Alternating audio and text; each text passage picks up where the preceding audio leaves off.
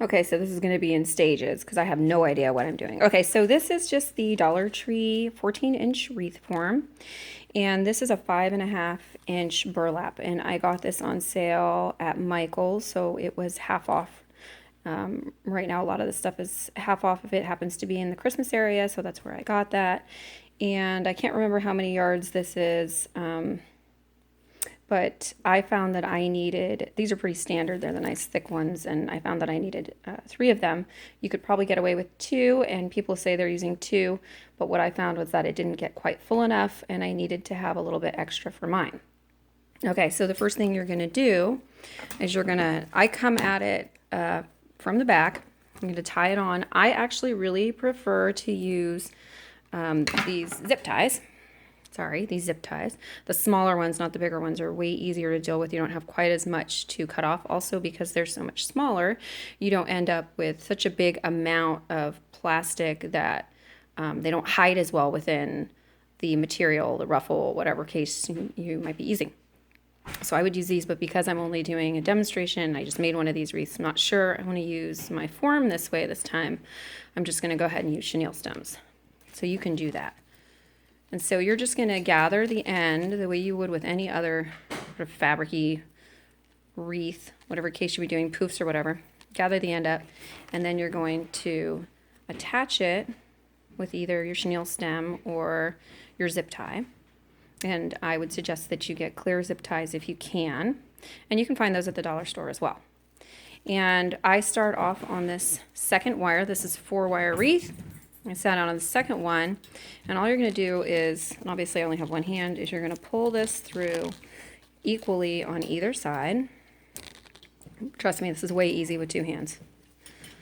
Pull it in on either side until you have it equal. Oh, I'm going to get a helper. Okay, hold on, this is going to be weird.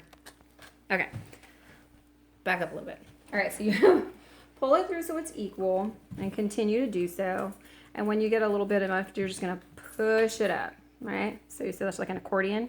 Push it up. Okay, hold it with your fingers. Pull more through. Make sure that's even. Push it up. Grab some more. It looks like, how's that going to stay? You just have to trust me, it just does. This is not wired ribbon. You just squish it in there until it's so crowded that it can't go anywhere. You don't need to attach it with anything else. You don't need to hot glue it. Nothing. It's just going to hold itself in through sheer mass of product. So you're going to keep going until you fill this first section. It's like magic. You keep going, and I'm not even doing this neatly because I'm just hurrying so I can get to the next stage because I don't think anybody wants to sit through this whole wreath. Okay, probably should have taken that off. All right, so keep going, pulling, pulling, pulling. It ruffles itself. I think that's why they call it the ruffle method. When you get to the end and it's nice and tight, and I would keep doing this. I mean, you want to keep pulling until you really just can't get it to pull through anymore without a struggle. Then you're going to just jump this little cross-section wire by pulling it just through on the same wire evenly. You'll get a little bump on the back. You won't see it.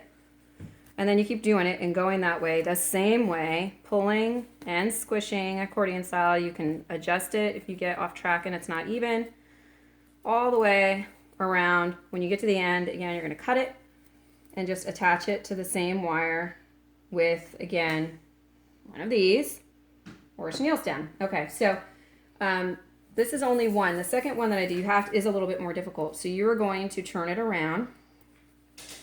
You'll have another piece of burlap. You would have obviously cut this, and I'm not going to do that right now. You can start anywhere. You don't have to start in the same section. You would attach it again with another chenille stem or with another one of these zip ties. I like to do it on a crossbar because it makes it more secure. Okay, then you're just going to go ahead and you're going to feed it through this wire. So we have it on the second wire, and we're going to do it on the third wire. 1, 2, 3. So you're going to have to shove it through where there's already material, so it's going to be a little more difficult on that side, easy on the other. But when I say a little more difficult, it really isn't that big a deal. And once you get going, it actually gets pretty easy. So it's the same exact thing on either side. There's the wire. It's going to go in the middle. Pull it through. Thank you, hubby. See my wine? That's a nice Francis Ford Coppola Chardonnay. Goes very well with crafting, I suggest it. Okay, so you keep pulling through the same way. Again, if you get off track and it's more, you see that it's more, you can turn around. If it looks like there's more on one side than the other, just pull it. Pull it until it gets there. Keep going through, keep going along. At first it looks weird. It all blends in at the end. So you just keep going, keep going. Don't forget, you know, to squish it up every once in a while. And this won't move much when you have it really tight like I did on my original and like you will. Keep going, pulling it around that wire, squishing it up, and going, squishing it up, and going and squishing it up. All right, so that's enough of that. This is going to look exactly like this piece once you have it stuffed all in there. And then this is your end product. You're going to attach it the same way that you did when you started with a chenille stem or with one of the zip ties. And what's nice about this is in the back, if you use a nice zip tie that's clear or you use brown chenille stem, you can actually pull these out like bows if you're somebody who's super like fastidious and you want it to look nice. A lot of people freak out about the back. These actually end up looking fine on the back. You can pull out the sides and make it look like a bow where if you start and end at the same place. I really don't care. Okay, so you can see also that we have 2 rows. These are the 2 middle wires and it covers everything in the end. It's super full, covers everything. You're gonna end up with extra, but you can use that for something else. Right now I just hung an ornament, again 50% off. I think I got this one at Walmart from the middle, and I'll probably put some more stuff in here. I don't want to make it too busy. I think this is, you know, a fairly sort of homespun look, so I don't want it to look all glitzy and glammy because that's not what I'm going for. But that's it. That is the burlap ruffle wreath. Easy to do. Anybody can do it. If you have any questions, feel free to ask, and I hope you enjoy it.